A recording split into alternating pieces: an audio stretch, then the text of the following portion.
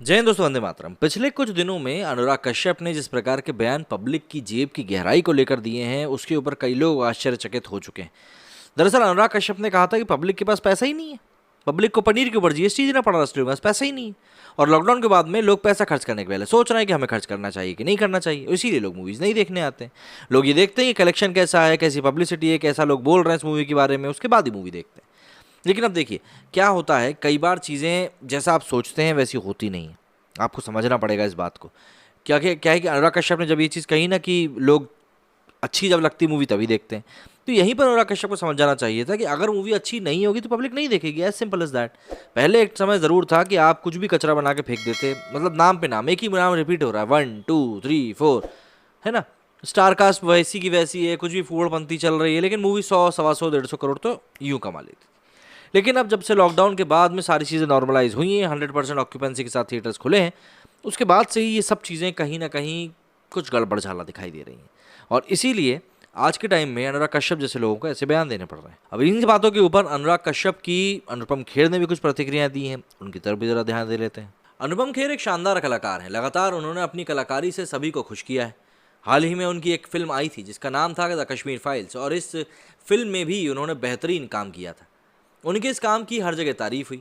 जितनी तारीफ कश्मीर फाइल्स की हुई, उतनी ही तारीफ अनुपम खेर के काम की भी हुई। इसके बाद हमें अनुपम खेर का कुछ जलवा तेलुगु फिल्म कार्तिकेय 2 में भी देखने के लिए मिला। इस फिल्म में भले ही अनुपम खेर का रोल मात्र 5 मिनट का रहा हो, लेकिन उस छोटे से रोल में भी अनुपम खेर सबका दिल जीत गए। वहीं बॉलीवुड के एक दूसरे डायरेक्टर हैं जिनका नाम है अनुराग कश्यप, जो कि हमेशा सरकार को कोसते ही दिखते हैं। वहीं अभी कुछ दिनों पहले उनकी फिल्म दोबारा रिलीज हुई थी, तब भी उन्होंने सरकार को काफ़ी कोसा था, जिसके बाद अनुराग कश्यप की फिल्म देखने के लिए बहुत कम लोग सिनेमाघर पहुंचे थे। अनुराग कश्यप के सरकार पर दिए गए तंज पर एक्टर अनुपम खेर ने क्या कुछ कहा है, इसी बारे में हम लोग आज बात करने वाले हैं। दरअसल हाल ही में फिल्म दोबारा के प्रमोशन के दौरान जब अनुराग कश्यप से पूछा गया था कि आखिर लोग आजकल फिल्में देखने क्यों नहीं जा रहे हैं, तो उन्होंने मौजूदा सरकार पर निशाना साधते हुए कहा था कि लोगों के पास पैसे नहीं है, लोग पनीर खरीद कर नहीं खा पा रहे हैं और हर चीज़ पर टैक्स लगा हुआ है।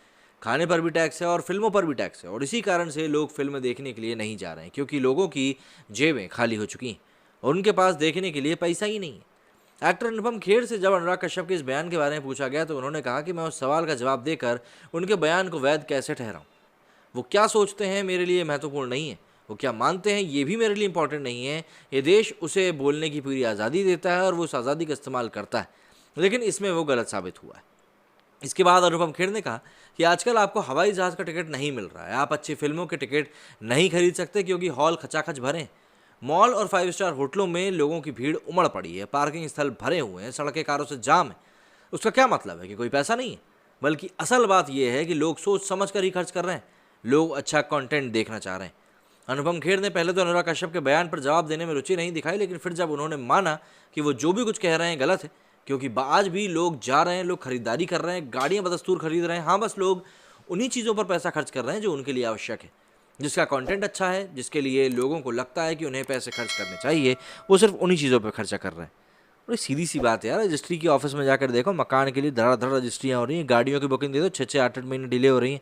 चिप की शॉर्टेज है मानता हूँ, लेकिन उसके बाद भी अच्छी खासी बुकिंग हो रही है। स्कॉर्पियो एन रिलीज़ नहीं हुई कि लाख बुकिंग हो गई। पैसा है बाबू, आप अच्छे पिक्चर नहीं बना रहे हो, इस बात को मानो। मेरे स्टूडियो फिलहाल इतना ही। जय हिंद, जय भारत।